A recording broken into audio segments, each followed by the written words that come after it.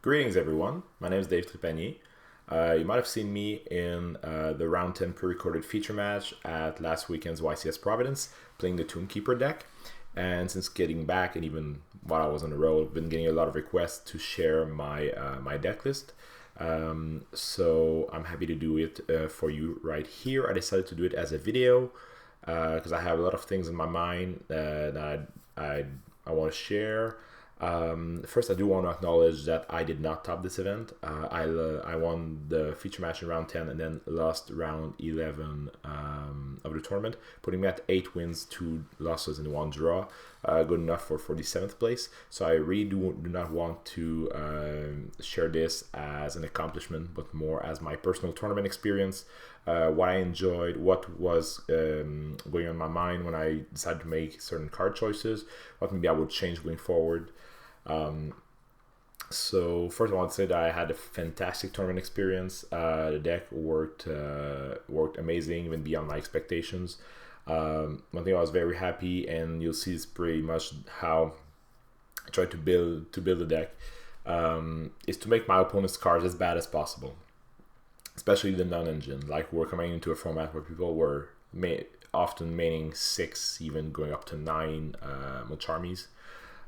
So with this deck, I tried to go away from the Fiendsmith version that was the standard, or might still be the standard for this deck, as I think that it gives opportunities for your opponent to actually use these cards that would otherwise not be that good in the matchup. So I think I'll be switching camera angle to show you the deck right now. Alright, so I played 3 copies of Men of the Mark. That won't be getting into one of that. I played 2 copies of Anubis. I see most people play 3 of this card. I really want you to know that I summoned this card 0 times during the entire weekend. Maybe once. Maybe that was side event. Anyway, I very rarely summon this card, if at all. So the main purpose for this is to be the hand effect, and I do think that Anubis and the Man are theoretically the same card. You would theoretically get bonuses starting from this instead from this, because that allows you to have Anubis in the graveyard, but it does expose you to Ash Blossom. It exposes you to Drone Logbird, so you'd much rather draw the Man directly. So you do need to have a certain amount, like for the your Cirque, still have a level 10 in your deck. Going on 5 is the last point where you don't get too much diminishing returns, because you never want to draw like two copies of these cards. You need every card in your deck, in trap decks usually, to do something. So I decided to go with 2 to minimize diminishing returns. And people say, well, does that make you brick? Well, yeah, sometimes I brick, but like you try and find ways to unbrick those. And I played other cards that were that could theoretically like become semi-engine also in dire situations, and that when you would pair together with these would actually be much better than having these be paired with each other directly. So the one Cirque, which is kind of mandatory, was pretty good for me. And then that's where it becomes less standard. The one Eldritch, the Golden Lord. I've seen people have talked to me saying that, I want to see your Eldritch strategy. That's the only Eldritch card in the main deck. That's all. Okay.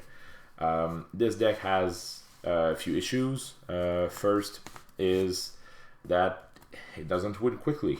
Monsters do not have you don't summon that many monsters. Actually, the trap monster is actually pretty big, but adding 3,500 on top of things, it's actually pretty good. You'll see more later when I explain the rest of the engine.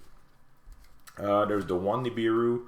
I played this one as it was part of my game 1 turn 1 turn 0 combo, so I wanted only one, as we can search it with Granite. And I played 3 Drolls. I do not play mulches in the main deck. Why is that? Most people were going in the tournament with the mindset of I want to be prepared for Malice game 1 and prepared for the rest game 2. I went the other way around. If I lose the roll against Malice game 1, I will lose, and that is fine. And be prepared for the rest. Why? Because you need every card in trap decks to do something on the first turn. That is mandatory, or as much as possible, because you usually have less gas and less interactions, so you gotta make all those interactions count. This is good going seconds against a lot of decks that are not Malice, but even against Malice, if you're going first and you have this, it will be good. This card is very good when you have it in your hand and you're going first. And whereas you can't really afford to have a Dead Mulch in your hand when you're going first. Then for the spell cards, with the 1 Temple of the Kings, I don't need any more than that. You got the 3 Treasures of the Kings. You got the 1 Terraforming. And you've got the 3 Delta of Invitation. Like when the camera switched to our feature match, I was activating this card. So this has been insane for me all weekend. It's basically part of a resource generating small engine that can become a lot of things. And with this deck, you really try to like be as compact as possible, do as much as you can while risking while not committing like the higher reward you can get by committing the less risk, basically. So this card is good has multiple functions, and I think in this kind of deck it's very important to have cards that basically have modes. I'll show you later what you can do with this. Then for which is basically non-engine at this point. At this point of the profile, like I decided to go Call by the Grave and even Super Poly as cards that you can use both offensively and defensively that can be set, right? Because cards that can be set have additional value in this deck because it allows you to trigger Treasures of the King on the first turn, whereas let's say Ash Blossom or Hand Traps could not do that. Super Poly has actually been pretty good, as I was looking for something that would be good on either turn that could be set. At first I was looking at Metaltronus, but then I thought it was maybe too specific. If you face something that is not Ryzeal or Malice, and also I found it was pretty hard to find something that I could use on the Mitsurugi monsters. So against pure Mitsurugi or even the Mitsurugi decks that had Ryzeals or Fiendsmith, if I want to hit their Mitsurugi side with Metaltrons, I probably can't. But like if we could find something a worthwhile target for that could cross over for all of these, maybe Metaltrons would be very good. For now, Super Poly did great for me this weekend. Played 2 Thrusts. Once again, it's a card that can be set, and you get to add a trap, which is Dermo Cannon usually, when you're going first, or when you're going second, give you a little bit of more oomph when you try to break a board or get your things in. So played 2 Thrusts for that. I played 1 copy of Talent as the, let's say, third thrust. Basically what you would want to get if you want to get offensive on the second turn.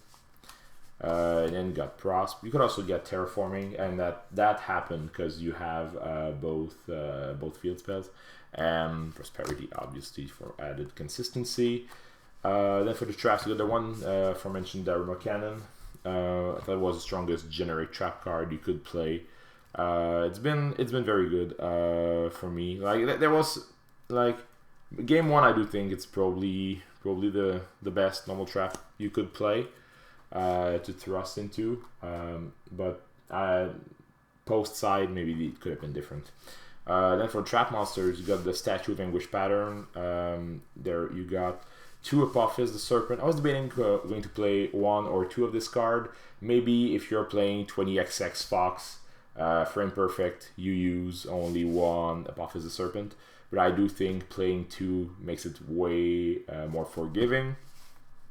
So I decided to play 2, especially since most of this deck was built off of Theory. I had like 2 matches prior to the tournament of playing this deck. So I decided to go with 2 for safety reasons. And it did like not having to manage how you use the first one. Like you could use this a little bit more carelessly. Really has its value, and it does also have some small synergy with the Eldritch cards to search the other card. Yes, I do play the Embodiment of Apophis. There's a specific reason why I play it, but this card has been amazing for me as an usually added disruption that you can do, or even with Eldritch, like the when you send the Serpent, it still gives you something back. Then there's the 2 copies of Office the Swamp Deity. That's pretty much standard. The 2 deity on every list. I did play Verdict. In theory, since I wasn't committing a lot, I thought that adding Verdict would reduce my diminishing returns, as I could, if I had both treasures and access to man, I could get this instead. And it's been okay, like, but I do think like if the situation occurs, it's not good enough that you'd want this in your deck. Maybe this card I'm not sure if I would play again. I haven't found it like totally bad, not totally good either. So yeah, that's like not usual for me. I usually have a solid, very solid reason as to every card choice that I play, and this time I did win like 100% on Theory, and there are some things that I think I could improve on, and I really like you guys' help, either on Discord, Facebook, anything. Message me if you want. I really like to talk about cards in general. Then the 3 Impermanence and 2 Purge. These were really the 36th to 40th card of the deck, and these has been the worst cards in the deck all weekend. I mean, it haven't been terrible, like they're hand traps, but I hired these cards because they could be set, basically, and still do something. Purge especially, I thought was the worst of the 2, because I was already playing Droll, and like if you Droll someone, you won't purge them. So there were instances where these cards were good, but they were part of the reason why I was basically conceding to Malice if I was going second against them, because these cards don't do anything against them. So if these could be replaced with cards that can be set, that do something on both turns, like if there was other powerful quick play spells, I would probably like that. Or I was even maybe a ring on the side, maybe play Solemn Strike as a card that's good going first. Even going second, you can use that to get some leverage. Basically, I don't know what to do with these spots, but these they didn't seem like it, like really. So that's the main deck, which is 40 cards. Here comes the extra deck. You have the 1 Link Spider for using your Apophis traps to turn them into effect monsters. The 1 Masquerena. Masquerena isn't part of any combo in the deck. It is simply there. If you already have something that you would usually get in your combo, you could use the bodies instead to go into Masquerena. And then for any specific board of leftover bodies that is not part of a combo, like in a grand game. So it wasn't the card was summoned the most, but I did summon it a few times. I think I'd just play this again. Artifact Dagda. This is probably the one spot in the extra that could be open to change. But even then, even if it didn't come up that often, didn't very come up. Like, this was the backup play when I was going first against Malice post side, and the first play got through every time. So I did not need to get into the backup play. But basically, you would get to set Lancia and then set up Statue of Anguish pattern and destroy the Lancia if you didn't have it already. Then there's a Silhouette Rabbit to get the Anguish pattern, and SP Little Knight for obvious reasons. One Divine Serpent Apophis. Okay, this has been a 2 of in most lists that I've seen, which I really thought at the beginning that it should have been a 2 of in mine. Ultimately, I had more things that I wanted to fit in, and I realized that you don't want to summon this card on the first turn. When I was going first, unless there was a very specific reason, like either I got to put a negate up on the first turn, or I talented and saw their hand, I would not commit it to this card on the turn 0. Because this is the same as I said before. It opens up all their cards that shouldn't be good against you. Like, you're going to be walking into Nib. You won't have your traps, and nor this, and make their Nib that would be dead live. Even an Impermanence, which shouldn't be that good against this deck, if it hits this, like, you don't walk off with a lot. So they only won and really played it as a follow-up card. There wasn't, in the tournament, there was no game that I actually wanted another one. In a few games like that we played, let's say on a Friday night, there was one time I wanted another one. It just took me like 15 more minutes to win because I didn't have the other one. But I do think playing one is fine if you don't rush it.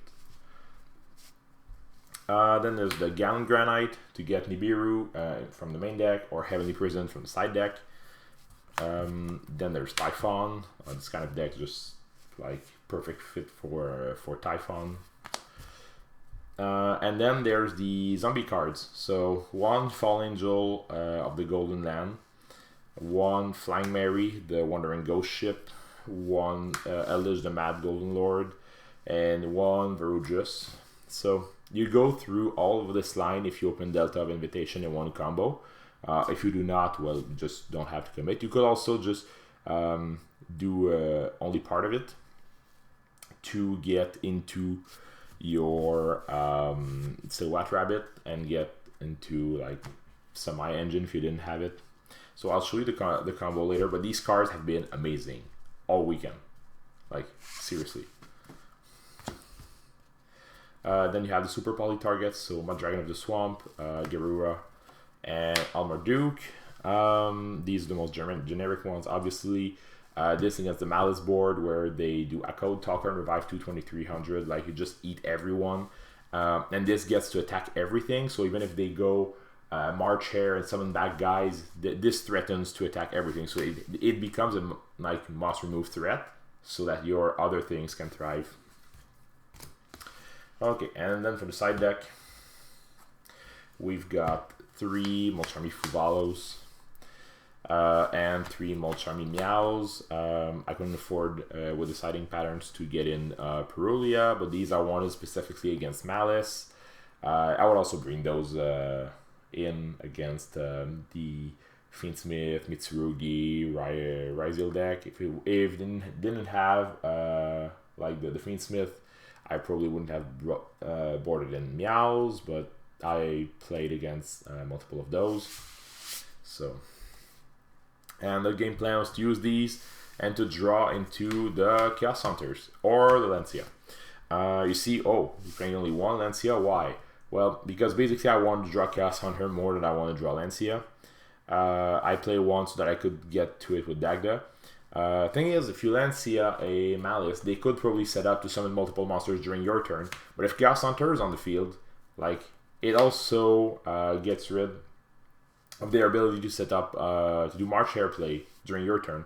This is still a must answer card and then on your turn you can just play to try and protect it. So I really want to discard more, and it was awesome for me all weekend. And the one that's here. Then that was basically the cards like that were part of the going when I was going second against Malice post side deck. One Magnumit, one Druid's Worm.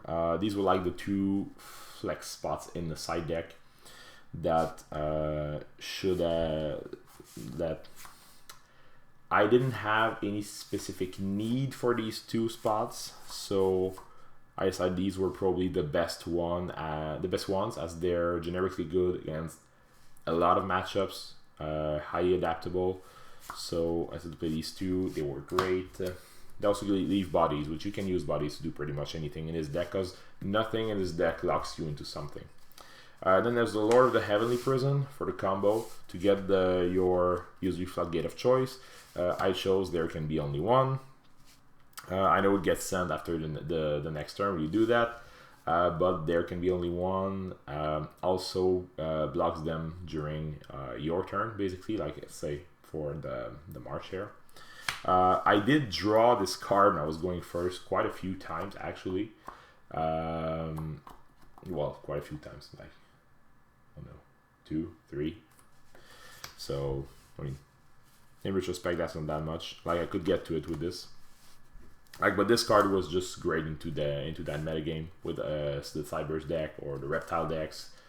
It was just very good, or the Fiend decks. And the last card was another Floodgate, which was Soul Drain, which was the card that I added a very last minute. Before that, it was the Wandering Titan of Tartarus. There was a card that could be sent from the field spell Delta of Invitation as removal, but then I decided that Eldritch was good enough as removal. And since I was siding Chaos Hunter, I didn't want to use the Wandering Titan, be forced to use the Wandering Titan and get my Chaos Hunter off the board. So I changed it for another Floodgate and thought, okay, like there can be only one, already deals with certain kind of threats. What do I have against, say, Mermail, for instance? So I went with Soul Drain. In retrospect, that was a very bad idea. Even in round 11, I did consider to choose a normal trap instead of a continuous trap, so I have something to thrust into. And I would change that to one. That one I know for sure. I would change that for one-dimensional barrier. As post side, it would allow you to be able to thrust it into barrier to call Ritual or Xyz, depending on the situation. So it would have been much better. So that's what I would change for this side. The rest of the side deck worked amazing. Like everything went really how it was supposed to go. Now let's show you a few combos. Like what was the game plan coming in? So if I open, let's say if I open the play that I would do turn 1, remember I said I did not summon Divine Serpent, would be man effect, get treasures, get Apophis the Serpent, and then set like anything, search for treasures, search for Sir K, summon Sir K by banishing Anubis, activate Sir K, get Temple of the Kings, activate Temple, activate Apophis the Serpent, which would set Apophis the Swamp Deity. Then I would use both level 4s into the Gallant Granite and detach the Apophis the Serpent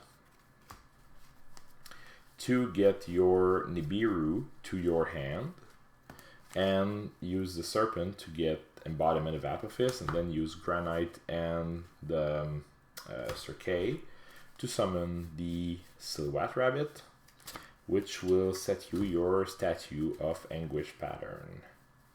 So, reason why Embodiment of Apophis is in this deck is that since you're doing this line, that you don't want to come into Divine Serpent. That means you won't get Apophis the Serpent back. So you do get a little bit less interruptions, but having this gives you more ammunition for your Anguish pattern, and it still keeps your Swamp Deity live. You can use Anguish pattern and use this one as removals first before, if you don't want to come in the negate right away, and then you can use the negate on 2 things that you want, and then that also gives you a pop. And then there's Nibiru in your hand, because like Treasures of the King you can just play as if, hey, I want to untap on my turn with all my cards being alive, and use all the cards that this will generate on the next turn. So I found this extremely safe into other Nibirus or hand traps, and I went with that regular play. I want to show you a few other things. I was mentioning the play with Dagda, which would basically be like man and 2 treasures into Apophis the Serpent.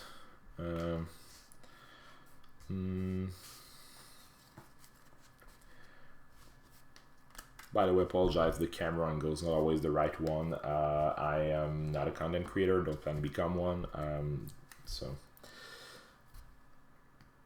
You set me whatever other spell trap you have in your hand, get Sir K, banish your Anubis, get Temple of the Kings, and then you can activate your Apophis the Serpent. Up to this point, it's extremely similar. Like, here you would go Granite and detach your Apophis the Serpent, and you try to get this time your Lord of the Heavenly Prison. You also get your Embodiment of Apophis, and then you wouldn't go into Dagda at this point because you have Heavenly Prison, so you get to go into There Can Be Only One. With that being said, if something happens to the Granite, because people see it coming that you're going to try and floodgate them, like you just get your Embodiment of Apophis, that means Granite's still in your deck. You're gonna use these two. To summon your Artifact Dagda. And then you're going to activate, sorry, I actually didn't set my Swamp Deity when I activated the Serpent. So you're going to activate your Swamp Deity, trigger your Dagda. So you're going to be able to set the Lancia into your Spell and Trap card zone. And that way you use your Swamp Deity as the Link Spider to turn it into an effect monster, and use it with the Dagda to summon your Rabbit to get your Statue of Anguish Pattern. So in their turn, you're going to be able to summon Anguish Pattern and summon Embodiment of Apophis, and use Anguish Pattern to destroy your own Lancia, which will then be summoned and you can Lancia them. Silhouette Rabbit only destroys opponent's spell or traps, like would have been a much better if you could destroy yours, but this Anguish Pattern can. So I did not do this play at all in tournament, as Granite always resolved when I got to that, or I got drawled before I get to that point. So yeah, but I do think theory on it was the right one. Then for the zombie cards, so been getting a lot of questions about these. First, very basic. We're gonna take one of these Delta and one of our favorite Golden Man. So activate Delta of Invitation and send your Eldritch to the graveyard. So let's say you want to use this as removal. You can use Golden Lord, pay the cost of Delta of Invitation, which will add Golden Lord back to your hand, which you don't summon, and then you trigger a Delta. since it was in the graveyard when this was added to the hand, it goes back to your hand. So then you have a Lich that you can use, target a card in the field and send it to the graveyard. So that's 1-for-1 removal that can be repeated every turn. You could set a spell or trap to add Eldritch back, and this will come back to your hand, which you can then pitch. Also, you can use Delta. This is the combo line that I use in the feature match. Send Eldritch, and then you send basically any other spell trap that you might have. So let's say you have this Dominus Purge, or basically anything you can set. That's on the first turn. Send the trap card, add Eldritch to your hand and special summon it, and then you may use the Delta of Invitation to summon a token. Right, this is a token, a level 5 zombie token, and use your Eldritch to special summon the Fall Angel of the Golden Land, and then you're going to use your 2 zombies to link summon into Flying Berry, Wandering Ghost Ship. This triggers Fallen Angel, so you get to summon an Eldritch from your deck or extra deck. Sorry about the glare. You're going to summon your Eldritch, the Mad Golden Lord, and then going to activate your Flying Mary to move it into the spell and trap card zone, and bring back your Eldritch. And that way you got 2 10s, which you can use to overlay into Varudras. At this point, you have not normal summoned, you have not searched any card. You've also maybe put a trap in your graveyard, so you don't even have to set to use your Church of the Kings. If I managed to get to Varudras, I would actually try and do the play to go into Divine Serpent on the first turn if I did have Men with the Mark or Treasures. But since I that doesn't always happen, but like this is very, very sturdy. You could also do the, let's say, soft lines, where when you have the token and you summon the Fallen Angel, you link the token into Link Spider and use the Fallen Angel and the Link Spider to get into your Rabbit. That would give you your Apophis the Serpent for their turn. I mean, I know that's not the strongest board, but I mean, if you have nothing, you have nothing, right?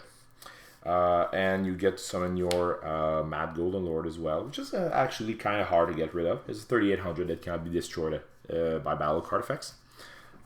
So against some Ryzel deck or against Rakumo, it's hard to get rid of this card.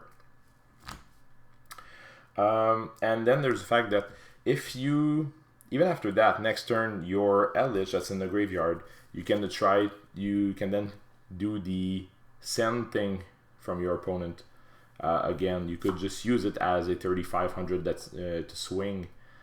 And with this, it's basically free every time.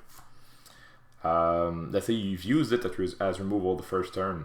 That means on the second turn, you can just crack the field or any other spell trap to add the Lich and add this to your hand and go again. The spell card can only be activated once per turn. So if it was already on the field, like I did on feature, because I got Ghost Belled on the Eldritch and I had sacked a thrust. I had bricked on both thrusts. You can send this to graveyard, add this to your hand, special, add this back, activate, summon the token, and then you do the whole Varudras line. So this has been awesome. Like, it's one of those engines that do not play into anything really. Like, it can play obviously into Fuvalos, but then at that point, if you stop, you have a 3,800 undestructible zombie and a token. And you can threaten to do the combo again next turn. So like with the deck, what you want to do is make their cards bad and make sure you survive. Because if you untap with this deck, you get crazy value. I feel like it's really like a good example of what a modern control deck should be. Like, as it has ways fast enough to get out of stage 1 of the game. and give you good enough ways to survive to get into the point in the game where this deck thrives. Now, what would I change? Obviously, the dimensional barrier would be subject to change. Well, it would be, sorry, the soul drain should be changed. Barrier, I think, is the right thing.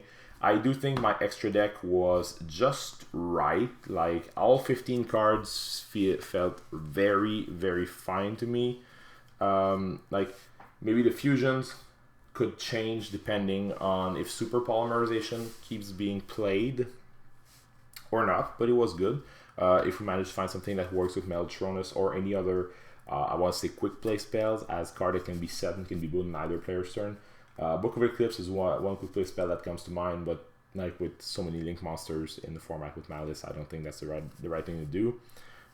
These cards definitely, like, there's something that we can try to think about. That could be something else.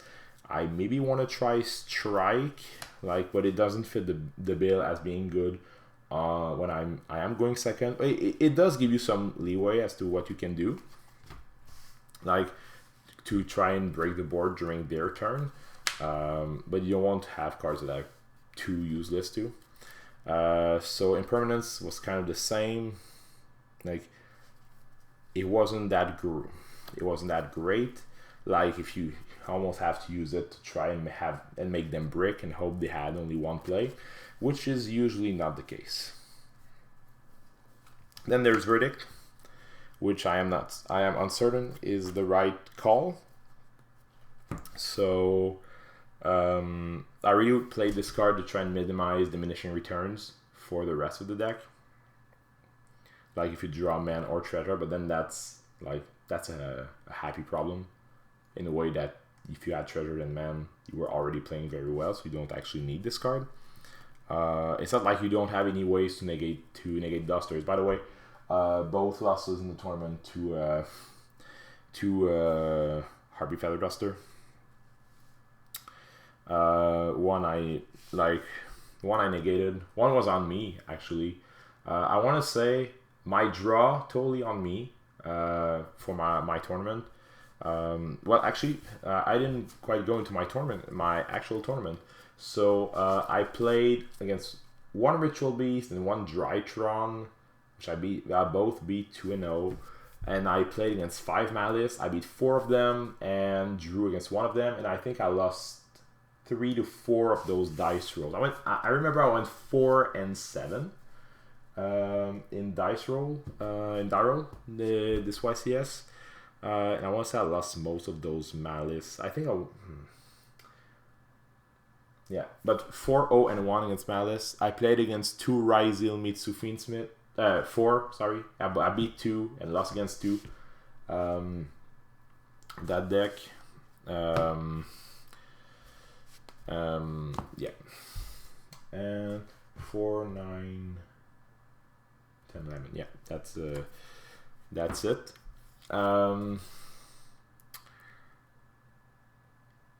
Yeah, so I did have some brick hands sometime, but you try and do your best. You try to salvage some of them. That's usually what makes or break a tournament. Yeah, let me bring this back to my face.